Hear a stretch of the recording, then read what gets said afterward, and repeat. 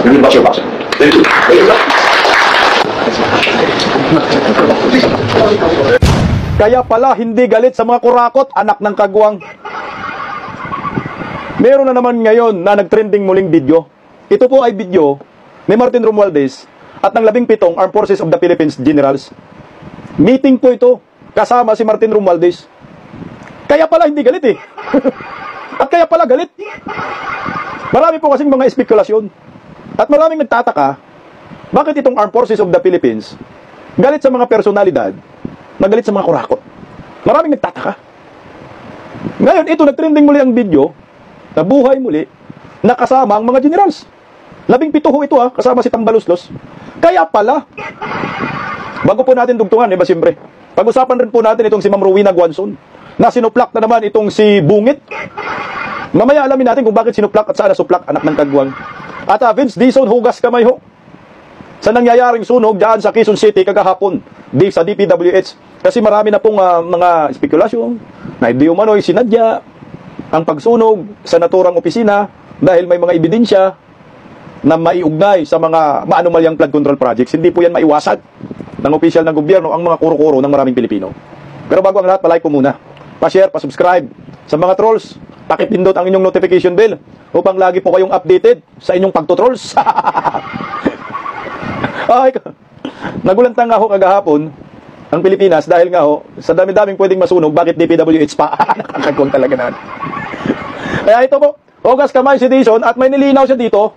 Kasi nga ho, no, ang una nilang pasakali, sabi daw sumabog yung computer.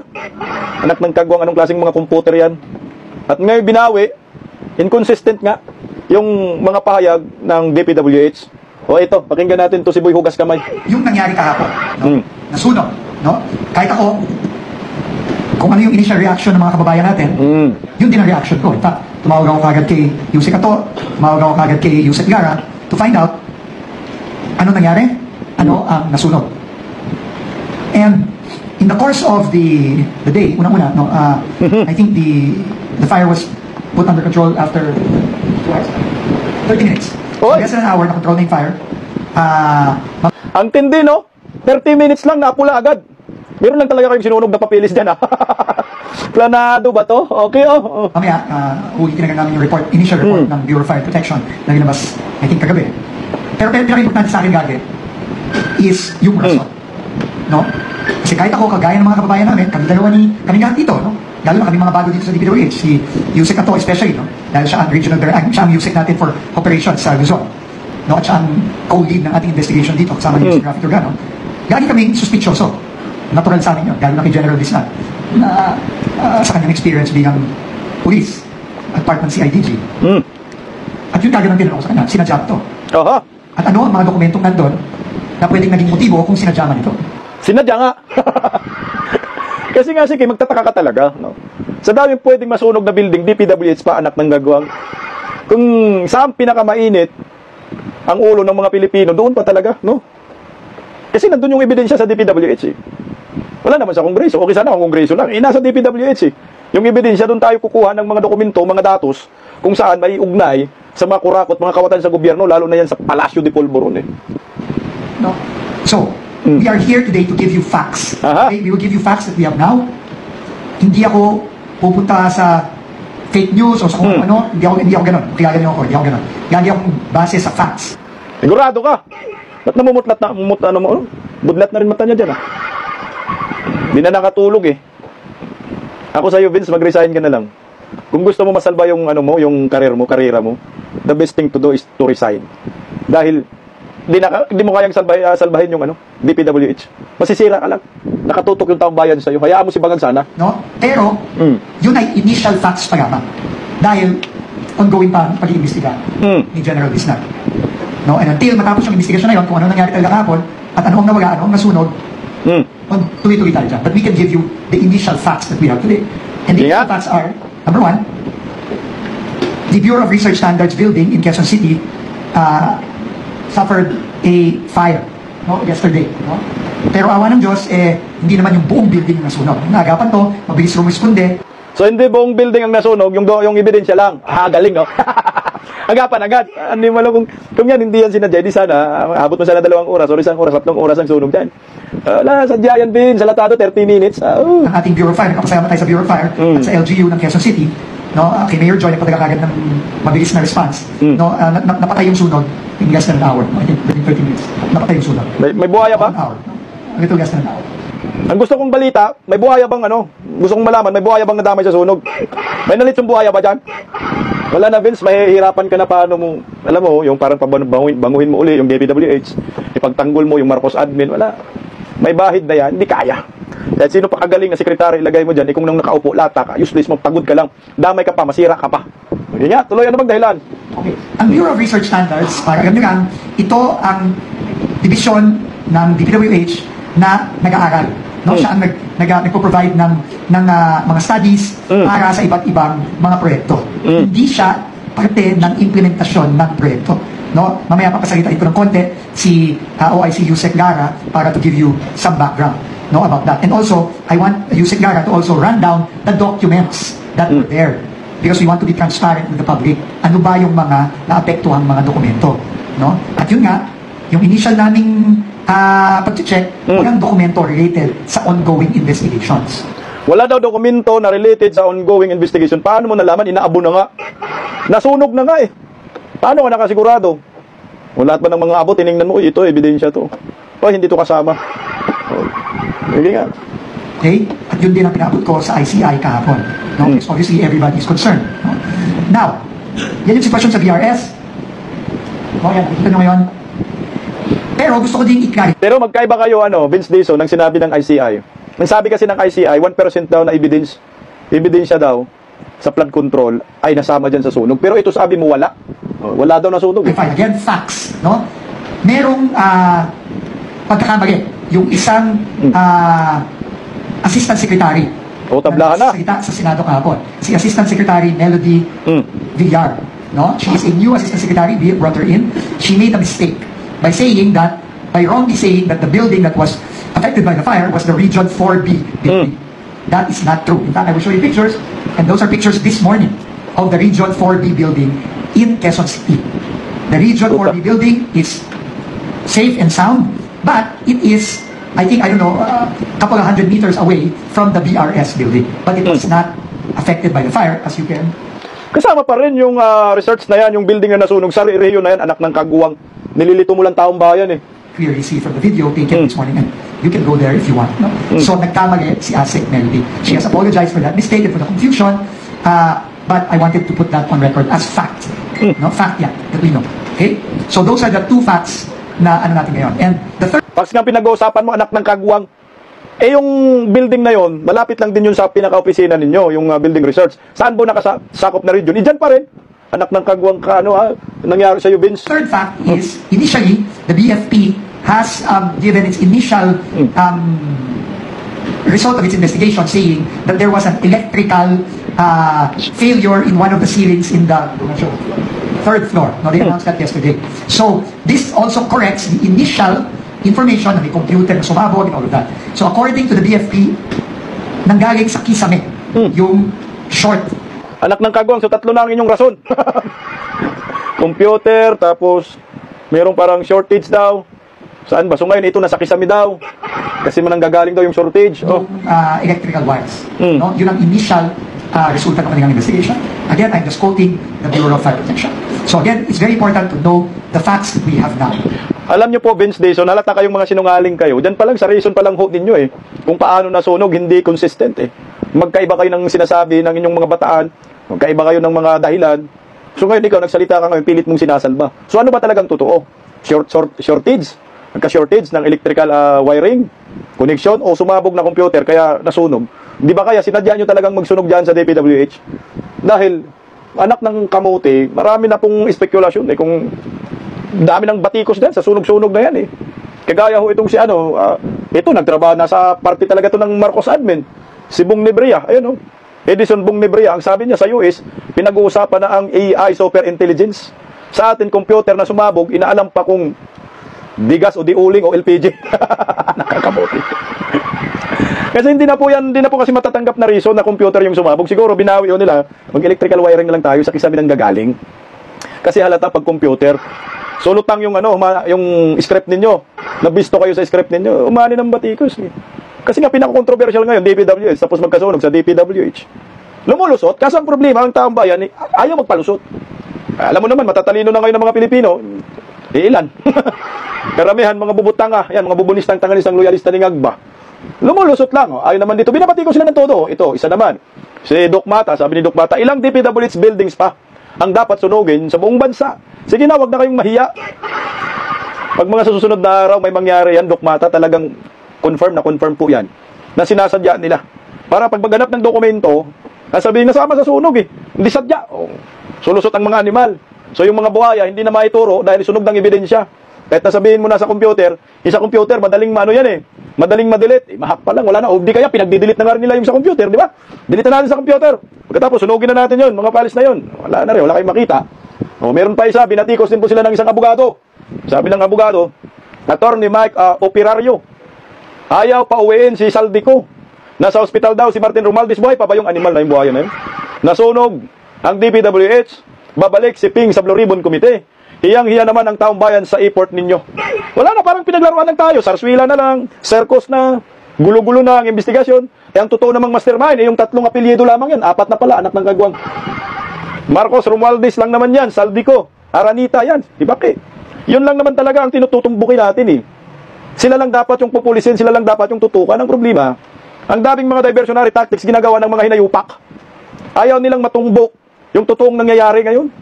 Ayaw nilang matukoy. Dahil alam na ho natin, alam na ng taong bayan, kung sino talagang mastermind, tukoy na eh. Kaya nanggugulo na lang itong mga animal. Kung anong kadramahan. Ang gusto ng taong bayan, may makulong. Ang gusto ng taong bayan, may managot. 4 na buwan na, anak ng kamuti. Hindi pa rin matukoy-tukoy ninyo. Alam na nga ng taong bayan kung sino, kayo hindi pa ninyo alam. May paimbestiga pa kayo nalalaman. Ilabas na natin ang katotohanan. Hindi na ho tayo magkagulo, nang makausap na ho tayo. Kung may kasalanan si Martin Romualdez, may kasalanan naman talaga. Kung may kunin kay Bongbong Marcos, hindi may receive, managot si Bongbong Marcos. Hindi naman po pwede na, huwag natin ipagpatuloy yung investigasyon. Bakit? Puta, si BBM tatamaan, anak ng kamuti naman. Tatamaan at tatamaan talaga. Ang dami na ninyong pautot. Kagaya ngayon, sigwi muna tayo ng kaunti. Boying Rimulya. Isipin mo yung issue kay Villanueva, 2016, 2019, inalungkat niya. No? Isipin mo yung gustong magsuspindi kay Villanueva, ito may kinalaman sa kay Napulis. Si Morales. 2016, 2019. Takin mo yan. Tapos sabi ni Villanueva, cleared na. Ngayon si Boying gusto talaga isuspindi si Villanueva. So ngayon, diversionary tactics na naman. Panggigipit na naman. Para mapag-usapan si Villanueva, anak ng kamuti. Ganong katindi itong si Boying Rimulya. Makita mo palang high blood ka na. Kaya ipakita ko para ma-high blood kayo. Kunti lang. Pakinggan natin yung kanyang yung interview sa kanya, anak ng kagang ito. Paano nagiging ombudsman to? Surprise by the decision, lumabas lang siya nung sinabi ko may gagawin ang ombudsman tungkol dyan. So, it's a surprise, secret decision that came out. So, it was a secret? Secret decision daw. Paano nagiging secret decision yan? Di ba nung panahon na police, ang daming yan, na open sa public. So, yung decision kay Villanueva, sikreto. So, ngayon, itutulak nyo naman sa mga Duterte, i-connect nyo naman. Kayo, secret decision kayo, anak ng kamuti, Well, nobody was raising that issue before. Joel Villanueva kept quiet through all the years. Congressman Martinez never spoke about it. Di ba parang secret decision siya? Alam niyo ba yun? Did you know about it? Nobody knows about it. Alam ko! Yung mga bayarang medya, sumagot na hindi alam. Napaka-imposible alam nyo kasi hindi ako naniniwala na sikreto yan pagka basura ng kaso ni Villanueva. Alam po natin yan, yung ombudsman, sinasupubliko po yan. Ang bilis agad eh. Di ba? Sinasupubliko nila yan. Yung mga desisyon ng ombudsman. Pero ito si Boying ngayon, pinapalabas na sikreto daw. Yung pagbasura ng reklamo labang kay Villanueva. Kaya, implement niya uli, anak ng kagwang. Sige na, sabihin na natin na sikreto yan. O ngayon kung sikreto, ipawalang bisa mo. Yung pagbasura sa kaso niya. Ganun ba ho yun? O ulitin mo muli. Kasi sinikreto, i-publish mo na lang. Ibandila mo na lang sa buong mundo, ibandilyo mo. Sabihin mo, na-acquitted, na nabasura na. Bakit? Pwede bang magiging walang saysay yung desisyon ng ombudsman na nabasura yung reklamo? Kung ito ay sabihin na lang natin sinikreto, hindi naman siguro. Uulit ka sa una, anak ng kamuti, gusto mo lang manggipit Boying Rimulya. Tuloy natin konti. Sir, sabi po ni Senator Joel Villanueva, Sabi niya daw po, sir, na dismiss naman daw po and harassment and fake news daw po yung sinabi niya. Well, harassment is not harassment. It's something that everybody thinks to be still valid. That can turn out to be not valid anymore due to a secret decision. Uy. Dapat kasi, hindi naman napublish yan, hindi yan nilabas. Nobody know about it. Kahit sa societies kung hindi nila alam yan. Even dito sa didn't know about it. Hindi nila nilabas. So, Tito Soto, tinanong mo, kakampi ni Tambalos-Los Martin Romualdez at ni Bongbong, anak ng kagwang. Tanungin mo yung ibang senador. Tangin na buhay ko, isang bulati na lang, nabuhay pa. Diyos ko. Ito ay maliwanag na panggigipit, panghaharas. Nilabasan ka na nga ng ebidensya eh. Paano po nangyayari na sikreto? Napaka-imposible naman kung kainitan talaga ng issue labang kay Villanueva, masisikreto ba? Anak ng kagwang, hindi. don't you call that a secret decision? Kasi what about the people here in the office? Kasi syempre alam din dapat nila yan, sir. Exactly. Nobody was raising any issue about it before this. Sir, may sabuatan bang nangyari kung naging secret po ito? Hindi ko alam eh. Basta it's a very mysterious decision. Kasi nga, it's a public interest decision. He ran for public office, he was elected senator. So it's a very newsworthy thing. And it's something that is in the public interest. Kailangan ba ng investigation internally, sir? Now we're studying the decision. We're studying everything. Sir, to be very clear, would you still send the letter or hindi? Hindi na. Kasi nga, nagbago na yung premises natin. Nagbago na. So ngayon, yung decision daw, magiging walang saysay kasi nga sinikreto, anak ng kagang talaga no. GIL, Jesus is Lord. Marami-rami rin naman kayo. Ano na? Yung bro ninyo, Joel Villanueva, tinatrabaho na ng mga hinayupak, ng mga impaktong demonyo dyan sa Marcos admin.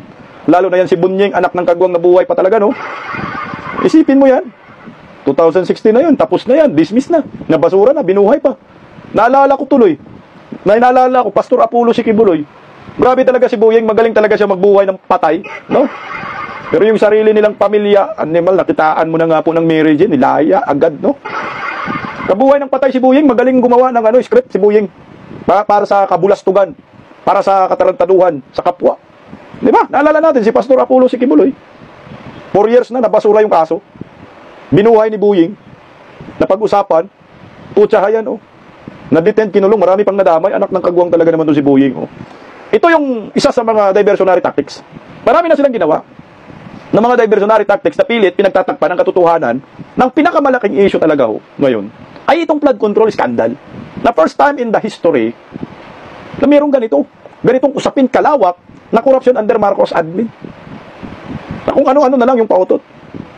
Na ang alam ng maraming Pilipino kung sino talaga ang pinaka-mastermind. Hindi na ito pwedeng itanggi, ganun. Ay, hindi yan si BBM. Ay, hindi yan si Martin Romualdez. Ay, hindi yan si Saldico. Kahit saan ka magtanong ng mga ordinaryong Pilipino kung sino ang sa tingin nila ay mastermind sa flood control, 3 apelyido lang ang tinuturo lang ng taong bayan. Saldico, Romualdez at Marcos.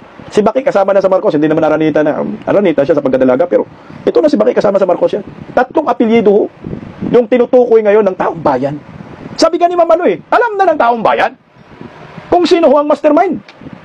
Binanggit na nga ni Mayor Magalong yan Mayor Magalong. Martin Romualdez, Saldico. Ngayon, maraming naglilink. Saldico, Romualdez. Ang next Marcos. O Aranit, Elisa. Nakaladkad na rin. Sila nga yan. May alam ng lahat ng nangyayari sa korupsyon sa ating bansa. Alangan naman ako, mga tangingot kayo. Pinipilit lang ninyo gumawa ng diversionary tactics at pilit ninyo kinukunik sa mga Duterte. Si Trillanes, tinitira si Tatay Digo ngayon. Lagi namang tumitira yung Trillanes na yan. Nagiging credible ang buang under Marcos admin. Pinapatulan din ng mga mainstream media. Pakawala ng administrasyon. Ginuluan daw ba yan? O ngayon, alam nyo po ba kung sino naman tinitira ni ngayon? Ni Trillanes. Nung una, si Bungo. Panglihis, Tatay Digong, panglihis. Ngayon, sinong tinitira ni Trillanes ngayon? Mayor Magalong. Binabanatan, sinisiraan ni Trillanes, si Mayor Magalong. Gusto ko, i-content ko sana yan ngayon Kaso wala pang sagot si Mayor Magalong Kaya lang daw, yung advokasya daw ni Mayor Magalong laban sa korupsyon, ay ang purpose lamang daw yan, sabi ni Trillanes, ay para di umano sa mataas na posisyon. Anong tinutukoy ni dito? Pangarap, parang pangarap ni Mayor Magalong. Yun ang sinabi ni Trillanes.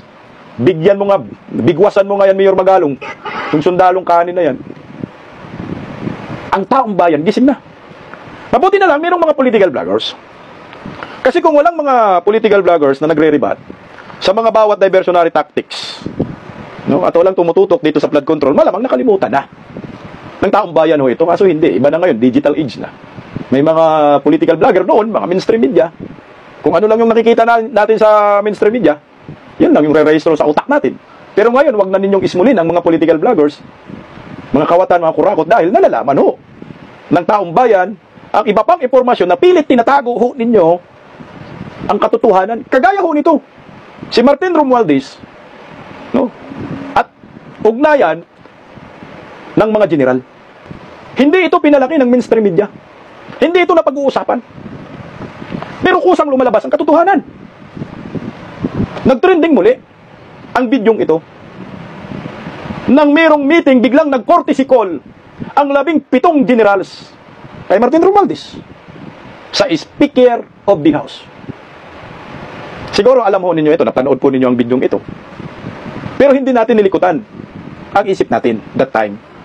Bakit ba nakipagkita ang mga mga active generals, hindi po retired ito ha, active 17 Armed Forces of the Philippines generals kay Martin Romualdez. Napag-usapan muli ito, nauungkat muli, dahil ang Armed Forces of the Philippines nababalot ngayon sa kontrobersya. Nakaladkad rin ang kanilang pangalan sa flood control. Kaya ito, nauungkat. Oh. Kita muna natin yung post ni Congressman Kiko Barsaga. Sobrang taas ng tiwala ng taong bayan sa Armed Forces of the Philippines noon.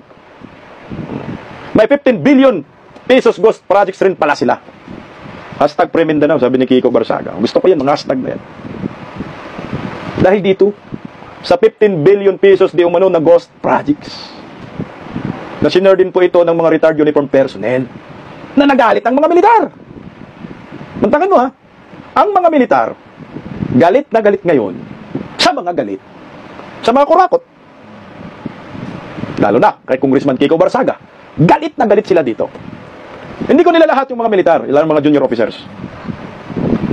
Pero yung leader ko kasi ninyo, Browner, at lalo na po itong spokesperson po na si Padilla. Ako po'y nagtataka. Kukunik-kunik dadat lang natin. Para malaman natin ang buod, bakit nagkaganito ang militar. Nasa kabila ho ng inaasahan sila ng taong bayan patungkol po sa corruption issue ng bayan, ay hito para bang sila ang nagpipigil sa mga matatapang na mga personalidad na kumakalaban sa mga kurakot at nagsisiwalat sa mga kurakot, kagaya kay Congressman Kiko Barsaga, na pinuruhan po nila ngayon. Kuplin na natin ang konti, ito ko yung nangyayari, no? Tuluyan ang sinita si Cavite 4th District Representative Kiko Barsaga bilang bahagi ng Reserve Force ng Philippine Army dahil daw ito sa grave offense of misconduct matapos hibukin ng mga pulis, sundalo at kapwa reservist na magkilos protesta laban sa gobyerno. Ngayong delisted na si Barsaga, hindi na siya maaaring magsuot ng uniforme ng sundalo o maging bahagi ng AFP. Una na rin sinabi ng tinaguriang Congress Miao na maaari siyang tanggalin ni PBBM sa AFP, pero di raw ito matitinag sa pagnanais niyang ipaglaban ang mga Pilipino. Ayan yung ginawa ng Armed Forces of the Philippines sa mga personalidad na galit sa korupsyon. Talagang kinastigo ho nila, pinaparusahan nila. Imbis na ma-appreciate po nila yung angas at tapang ni Kiko Barsaga na sumungag sa mga kurakot sa gobyerno under Marcos admin, puta pinapatahimik nila, pinaparusahan nila. Ang tanong, tatahimik kaya si Kiko? Hindi naman tatahimik, tuloy-tuloy naman si Kiko. O di sinong magsuot ng ninyo? Ng uniforme, yung mga kurakot na buhaya, anak ng kung ako naman Kiko, kung ganito ang imahe ng Armed Forces of the Philippines ngayon, napakadumi dahil sa mga pinuno nila. Okay, sige, sa inyo na ho yung uniforme na yan. Ako, I am willing to die for my country, kaya kinalaban ko itong mga kurakot sa gobyerno. Pero kayong mga Armed Forces of the Philippines active personnel, takot masyado kayo, himut-pwet po kayo. Dapat hinayaan nyo na nga ho sana na lang si Kiko, magsalita ka, wala namang nakakasama. Kung tiningnan po natin, si Kiko patuloy ngayon ang maituturi mong bayanit matapang, at mas matapang pa sa mga militar. Dahil nagsalita siya against sa government, na siya ay kongresista. Hindi siya natatakot. Mas may bayag pa si Kiko Barsaga. Kaya nga sabi ho ni dito, Senator Ronald Bato de la Rosa, ayan o. Sabi ni Senator Ronald Bato de la Rosa dito, kung Kiko Barsaga might be a liability to the Armed Forces of the Philippines. Hence, the delistment, but he remains a valuable asset to the Filipino people for his fight against corruption. Di ba kayo nahihiya dito, Armed Forces of the Philippines? Yung kumakalaban sa korupsyon, ito yung pinarusahan ninyo. Putang ina, gumising na kayo mga tol. Official ng Armed Forces of the Philippines, ano nangyari ho sa inyo? Sinong magsuot? Si Gadon. Tingnan mo si Gadon ha. Sige muna tayo ng konti, kasi diretso tayo sa Armed Forces of the Philippines. Ayan natin pinapalabas yan. Anak ng kagwang si Gadon, Olar Gadon, itinalaga bilang Rear Admiral ng Philippine Coast Guard Auxiliary. Putang inaga doon. Disbar. Na-disbar yan, animal yan. Pinagsuot nyo po. Ang galing, no? Magkaiba naman po kasi ang Coast Guard at militar. Ang point ko rin yan, ito, suotan nyo ng uniforme, itong hunghang na ito, na disbar, inapoint pa ni Ngewem, anak ng kwago naman, no? Hindi man yan galit sa korupsyon. Pro corruption, na kinabang ang hinayupak. I think, number 3 siya, ha? Sa pinakamalaking sahod ng government official under Marcos admin, tiba-tiba, ha? Yung mal na huwag-ubob. So marami na pong kontrobersya ngayon yung Armed Forces of the Philippines. Kagaya nung pagtakot nila sa mga retired uniform personnel na sabi pag hindi kayo tumigil, yung inyong mga pensyon ay aalisin. Isipin mo, Armed Forces of the Philippines mismo, mananakot dyan sa mga ordinaryong citizen na pag magsalita kayo, mananagot kayo. Sino ba dapat ang managot? Sino ba dapat ang ikukulong at aarestuhin at tarantaduhin ng Armed Forces of the Philippines? Di ba ho ang mga kurakot? Kaya napag-usapan muli ang bidyong itong kumakalat sa social media na itong si Martin Romualdez ay kasama ang 17 general. O ito bago yung video, pakita ko muna yung na to. Ito naman ho ay binabalita. Noon, binalita ho ito noon. Ano ba to? Ito. Ayan. Ano guys? Ayan po yung mga larawan na yan, no? Kaya pala, pumunta si Martin Romualdez, pumunta ang mga 17 general dyan, dahil umano sa pangakong dagdag 350 daily allowance sa mga sundalo. So binusalan itong 17 ni Martin Romualdez. 17 general, so matataas na opisyal talaga. Ito, nandyan ba si Browner? 17 ho ito eh. Utang inang tambalos-los ka, feeling mo. December 3, 2024. So naangkot muli, napag-usapan muli, dahil nga ang mga militar, hindi galit sa mga kurakot. Na minsan hindi nila kinukondina itong si Martin Romualdez Saldico. Yun yung issue dyan eh. Kaya napag-usapan muli.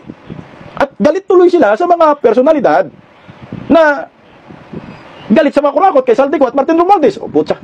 O ano po ang mangyayari sa atin kung itong mga militar na ito, mga generals, ay nabusalan at tumatanaw ng utang na loob dahil lamang dun sa 350 pesos? Hindi ako naniniwala sa 17 general na yan na 350 pesos lang ang pinag-uusapan ninyo, anak ng kwanggol naman, oh. Ito, narito po yung video kung saan kausap ni Martin Romualdez ang 17 general. Kaya pala, anak ng kamote. Kaya pala. Ito. An announcement, no? That we will move for the increase of the soldiers amount, the assistance allowance from 150 pesos to 350. The forces of the professional mission force and always in supporting of the Philippines. The government expects that the armed forces of the sino ba itong mga taong ito? Sino ba itong mga general na ito? Hindi natin kilala eh. Ako hindi ko naman makilala ng mga yan eh. Pero nandyan nga, 17 sila eh. always supporting of the commitment to the Constitution. We will watch your boxer. We will watch your back, sir. Anak ng kagang eh. Kaya pala kayong mga hunghang kayo eh. Hindi kayo galit kay Martin Romualdez eh. We will watch your back, sir. Nasa likod mo kami, sir. So ngayon, itong si Martin Romualdez, tinutukoy na sa pangungurakot. Nasa likod kayo? Tangina, sarap ninyo eh. Mga sir, kung may nalalaman kayo, magsabi kayo sa bayan. Kayong 17, maliwanag yung sinabi. We will watch your back, sir. Putangina. Kala mo, Presidente, Prime Minister Kim Jong-un ng Pinas? Kaya sabihin ho ninyo, may tiwalang taong bayan sa inyo. Pero itong video na kumakalat ngayon, mahuhusgahan kayo. Kayong mga opisyal ng Armed Forces of the Philippines, ibangon nyo yung institusyon ninyo. Ibangon nyo yung kredibilidad ho ninyo. Umaasa ang taong bayan sa inyo, dapat kakampi namin kayo. Dapat kalaban ninyo ang mga kurakot. Hindi yung kakampi ninyo ang mga kurakot, we will watch your back, sir. Anak ng kagwang naman to. Diyos ko, Ginoo. Tuloy yun. O palakpakan sila dyan. Kumusta? Kasama si Lani, asawa ni Bong Revilla dyan eh. Putsa may iba pang pinag-uusapan dyan, hindi lang 350. Di ba?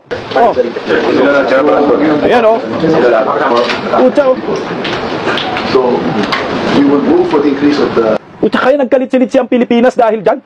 Sige, tuloy lang natin kunti. Naulit soldiers amount, the Ito. President that the troops that you come to see us here, we want to go, that's why I'm very grateful your help. Okay. Ito na. Invite also the house to Tika lang, yung huli. We will move for the increase of the Yung huli. come to see us here, we want to go, that's why I'm very grateful your help. Ayan Grabe 17 sila dyan. 1, 2, 3, 4, 5, 6, 7. 8, 9, 10. Sobra pa nga eh. 10, 11, 12, 13, 14, 15, 16, 17, 18, 19 nga pala sila dyan, 19. Ayan, bilangan nyo, 19 eh. 1, 2, 3. 6 sa ano? 6 sa nakaupo. Yung nakatayo, 1, 2, 3, 4, 5, 6, 7, 8, 9, 10, 11, 12, 13, 19 nga pala sila dyan. Wala kayong takas. Kayong 19 mga general, tulungan ninyo ang bayan. Ano yung pinag-uusapan ninyo dyan? Bukod sa 350 pesos na increase. Tangin naman talaga to. Kaya pala, hindi kayo galit kay Martin Romualdez. Ito ang dahilan. Grabe naman ho yan, 350. Hindi kayo galit kay Saldico. Hindi kayo naglalabas ng statement. Samantala, papriskon kayo ng papriskon laban dito sa mga retired uniform personnel na bumabati ko sa mga kurakot. Pero ito, hindi po kayo pwede maglabas ng statement against kay Saldico, against kay Martin Romualdez. Bakit? Paano nga binubusalan kayo? Animal, oh. Ito, di ba ho, ito, trending rin to ng video na ito. Tingnan mo. As we committed, I'm here with our chair. Si Browner, kausap yan. My camera members. Hi, Chief Romy. Please, Chef Browner, malamang itong video na ito, bago sila nagkita, no? Nauna to, bago yung pinalabas natin na video. Nangako nga si Tambaloslos ng 350 sa Armed Forces of the Philippines. Nauna to. To the NFTs, to amend in uniform, that as we committed, that the subsistence daily allowance from 150 to 350, Isipin mo. not only been approved, but it's been approved and it's being signed right now. We will ratify. So, by camera report is approved. So, please. Palakpak ka, Saldico. Whatever they heard, that's all fake news. Basta nasalita tayo. When we speak, I as a speaker in the House, when we speak, we mean it and we will always deliver. You are top priority, sir. Please. Putang ina, basta daw pag nagsalita siya, walang problema. Tangina, grabe Kim Jong-un ng Pinas. Nasaan ka na? Nagtago ka na? Come on, Armed Forces of the Philippines. May utang na loob kayo dito? Mas may utang na loob ko kayo sa taong bayan. Mas may utang na loob na kayo sa former President Duterte. Yung sahod ninyo, dinoble ito. May utang na loob kayo dito sa buhayang ito, 350 pesos, anak ng kagwang mo. Please tell them in the AFP, top priority po kayo. And we are fully committed to support all of you and keep your morale high and always take care of you. Please, colleague. Mabuhay. Moral high. Wala nang moral ngayon ang Armed Forces of the Philippines dahil sa yung buhaya ka. Kala mo presidente kasi nira mo yung institusyon. AFP, mabuhay kayo na. Okay. Puta. So that aside, here in the BICAM, that will be ratified tonight in the plenary. BICAM 2024. Ratified the budget Ratified, no? Ito yung budget season na niratify nila December 11, 2024. Ito yung 2025 budget na puro blanco. Ito yung resulta. Puro insertion, puro ghost projects. Yan, oh. Ayan po. and on Wednesday, and the President will sign it into law. That's his previous goal. So I just wanted to allay any fears that there was anything other than what we had committed in Zambales to you and to the troops. Mabuhay, Zambales, mabuhay, mabuhay. We look forward to our fellowship on the 13th. Mabuhay. Yun na nga, ano sabi ni Ko, ito pala. So, yung fellowship pala, ito na yon, 19 sila. Nagkita, anak ng, di ba yun ba yan? O, iba pa talaga. Sus, kung Ginoo na control ni Saldico at Martin Romualdez, ang Armed Forces of the Philippines, anak ka ng kagwang Romeo Browner. Merry Christmas to all. Thank you, thank you. Thank you, thank you. Yes. More will be coming. We'll be looking for more ways to support the troops. Assure them. More would be coming, kaya may 15 billion na ghost projects, anak ng kagwang. Sus, kung Ginoo. Oh. We assure them more for next year as well. Thank you, thank you. Yes, sir. Tingnan mo. Sir, salamat. Thank you. Itong bidyong ito ay patunay na itong Armed Forces of the Philippines lumuluhod kay Saldico at Martin Romualdez.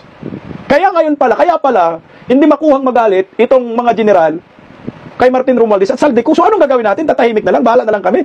Kami nga, umaasa na kami sa inyo, kayo yung magligtas sa amin Tingnan mo, meron pa akong isang video, ipapaplay. Ito, Saldico naman, pinapakita, pinatrubak lang natin. Kasi nga, hindi natin makitaan ng statement ang Armed Forces of the Philippines na galit kay Saldico at galit kay Martin Romualdez dahil dito. Hinawakan nila sa liig. O, ito naman si Saldico. Military naman ang kausap niya dyan. 8 billion insertion na naman ito. O, tingnan mo. We have good news. Kinato ko sa iyo kanina, we just finished signing the bicameral conference with the senators and congressmen. Pasok yung sinabi ko sa iyo when we meet last week sa Misibis. Okay, may pasok lahat, additional of 8 billion. Nauna yung 8 billion sa HGAB. Now, naipasok ulit namin another 8 billion. That's 16 billion. 16 billion ang insertion ni Saldico. So ngayon, mayroong issue na 15 billion. Ito naman, 16 billion binanggit niya na insertion. Ano ho ito? Ito na tayo ngayon. Nagkakunik-kunik na. Nakikita na natin yung puzzle kung bakit nagkaganito ang Armed Forces of the Philippines na inaasahan ito ng taong bayan. Hindi ho po pwedeng ganito. na ang military ay luluhod kay Martin Romualdez at Saldico. Ito, nabanggit niya, 16 billion pesos. Pero ang issue ngayon, na di umano, ay mayroong ghost projects, ang Armed Forces of the Philippines na nagkakalagang 15 billion pesos. O ito, insertion, 8 billion plus 8 billion, 16 billion pesos. So bakit ang ghost projects 15 lang? Nasaan yung 1 billion? O ito na tayo ngayon. Alam niyo po, alam natin, ang Armed Forces of the Philippines para sa bayan yan. Marami tayong kaibigan dyan, nanonood sila lagi sa atin. Pero ang problema kasi, yung pamunuan, yung tuktok. Bakit nagkaganyan kayo? Kaya pala galit kayo sa mga retired uniform personnel na umiingay sila laban sa korupsyon, laban kay Saldico, laban kay Martin Romualdez, laban kay Bongbong Marcos. Ito ba ang dahilan? Kami po yung nagtatanong. Kasi nga, umaasa ang taong bayan sa inyo dahil hindi na maganda ang tinatakbo ng bansang ito. Puro korupsyon na lang kaliwat kanan, kailangan namin kayo. Protektahan mo ang sambayanang Pilipino. Dahil ito ay state of emergency na ho ito. Hindi na po biro ang pinag-uusapan sandamakmak na nakawan sa kaban ng bayan. Kagaya ho ito, tingnan mo, ang kapal ng mukha itong si Bongbong Marcos. Tingnan, makinig kayo, Armed Forces of the Philippines. Isipin nyo, mga sir, kaliwat ka ng baha, lindol na nga ang inabot sa natin sa bansang ito. Si Bongbong Marcos, gusto pa ng minahan, anak ng kagwang, magmina pa tayo, ito oh. Dumalo si PBBM sa pagbubukas ng Mining Philippines 2025. Sa harap ng mga lider sa industriya, tiniyak ng Pangulo na isusulong ng administrasyon ang responsableng pagmimina. Yan ang agenda report ni Ivy Reyes. Nangakong administrasyon na pagtitibayin pa ng Pilipinas ang commitment dito sa mas inklusibong mining policies. Sa Mining Philippines 2025 International Conference and Exhibition, ibinida ng pamahalaan ang ilang initiative na tinatak nila para siguraduhin hindi kinakasira ng kalikasan ang pagmimina. Responsible mining has no place in our nation. We will strictly enforce the laws against practices that destroy forests, that poison rivers, that endanger lives. Mining should build communities, not burden them. Proud daw ang Pangulo sa Chamber of Mines Philippines na nanguna sa Asia na ipatupad ang Global Mining Performance Standard na Towards Sustainable Mining o TMS. Sa ilalim ng TMS, may responsableng self-regulation ng 16 member corporations ng Chamber na i-assess ang kanilang performance sa pamamagitan ng mga protocol gaya ng Community and Indigenous Peoples Outreach and Social Development, Biodiversity Management at Climate Change. At a time of global uncertainty, with economic headwinds, geopolitical tensions, and the mounting effects of climate change, the Philippines needs another strong pillar of growth. Mining once accounted for over 20% of our export earnings. With the right support, it can be done again and maybe even much more. Ayon kay Chamber of Mines Philippines Chairman and Billionaire News Channel's abogado anchor Attorney Michael Toledo, malaki ang papel ng pulisiya sa usapin ng minahan sa Pilipinas. Kaya naman, marapat lang daw na magkatuwang ang gobyerno at pribadong sektor sa pagsusulong ng mga programa at batas na para sa responsableng pagmimina. Para sa agenda, Ivy Reyes, Billionaire... Anak ng kamote, bilyonaryo, kakampi pala ninyo si Bangag. Puto saan kayo humugot ng kapal ng mukha nyo, BBM? Kaliwat ka ng lindol na nga huwang naranasan natin, baha dito, baha doon, mining pang utak mo. Kaya pala yung mga taga Nueva Vizcaya yung mga katutubo doon nakipagtulakan sa mga kapulisan dahil aprobado na pala ni UWM ang pagmimina doon sa kanila. Kaya sinuplak siya dito ni Rowena Guanzon. Anong sinabi ni Rowena Guanzon dyan sa kanya? Ayan, oh. BBM, puro ka propaganda. You ask Martin Luther, why is the tax on mining still very low? Romualdez is the reason why the tax on mining is untouched. Wala. Lahat-lahat. Tangina, bakit magmimina pa? Gusto talaga tayong ilubog sa baha? Gusto talaga tayong matunaw lahat sa lindol? Okay sana kung yung lindol sa bahayo ninyo, mga animal kayo. Dapat sa panahong ito na nakaranas tayo ng kaliwat ka ng lindol, stop muna yung mining dyan. Tigil tayo. Ayusin muna natin yung mga pulisiya patungkol sa mining. Ayusin nyo muna yung flood control. Ayusin nyo muna yung issue sa korupsyon. Dahil ang Pilipinas ngayon, kawawa na sa inyo, mga tarantado kayo. Walang kabusugan itong mga buhaya. Lahat na lang. Meron pang Armed Forces of the Philippines, kakampi ni Tambaloslos, anak ng Kwanggol naman, oh. Wala man lang tayong nakitang mga statement ng Armed Forces of the Philippines na kinundi na si Tambaloslos. Oh, ito pa, last video, pinuri pa niya, oh. Ito yung sinasabi, we will watch your boxer, ito yung nagsabi, oh. Kay Martin, oh. Yes, we are very happy na binigyan po kami ng time ng ating mga honorable congressmen led by the Speaker of the House, Congressman Romualdez. We are so very happy that they spared the very valuable time for us to meet the newly promoted generals and flag ranks of the Forces of the Philippines. Sir, nagpasalamat kayo sa 350 ni Martin Romualdez, sir. Sa bagay, may 8 billion plus 8 billion kay Saldico, 16 billion. Inumin, oh. Kay Digong, hindi ka nagpasalamat. Yung sahod ninyo, times 2. Anong ginawa nyo kay Digong, hindi nyo pinoprotektahan. Nasaan si Digong ngayon na nagbigay sa inyo ng kasiyahan? O tayo itong gobyernong ito, binawasan pa ang inyong mga pensyon. Saan kayo ngayon? Kung tinignan nyo po, may kakampi pa ba ang mga Pilipino laban sa korupsyon? Dapat manindigan kayo. Hindi naman namin sinabi na mag-aklas kayo. Maglabas kayo ng statement, warningan ninyo yung mga kurakot sa gobyerno. Ba't kayo takot kay Martin Romualdez dahil sa 350 pesos? Dahil sa 16 billion na pinangako ni Saldico noong 2024 BICAM na nangyari ngayon? Dapat imbestigahan rin ho itong sinabi ni Saldico na 16 billion. Para dito sa mga militar, ano to? Para saan mapunta yan? O kaya pala, hindi kayo galit kay Martin Romualdez at Saldico. At galit kayo kay Kung Kiko, Romeo Poques, nagalit sa mga kurakot sa ating bansa. Ito pala ang dahilan.